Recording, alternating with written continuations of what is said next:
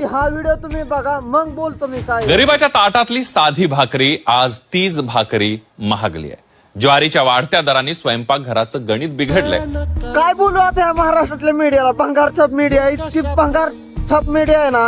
ह्यांना एवढं शेतकऱ्याचं नुकसान झालंय, कांद्याचं नुकसान झालंय, द्राक्षाचं नुकसान झालंय, केळीचं नुकसान झालंय, हे दाखवायचं जमत नाही. ह्यांना कुठं पैसा भेटल, ह्यांना कुठं गोळा खायला भेटत, हे बघा.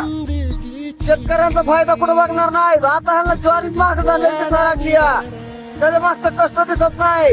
एकदा ह्यांना शेती करायला लावायला पाहिजे. आणि बैलाचं ह्यांना चुकलं पाहिजे सगळ्यांना. ज्यांना वाटतं शेती करायची सोपी, एकदा ह्यांना सगळं बैलाच्या जागा झुपायचं, मग दाखवा शेतीचा उत्पन्न काढून.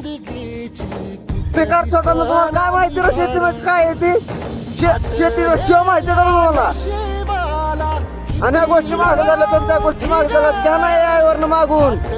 लय AI ला प्रोत्साहन करताना अच्छे दिन आएंगे, कधी येणार आहेत सरकार भी अच्छे दिन आएंगे, कधी येणार आहेत सगळे शेतकरी मेल्याव.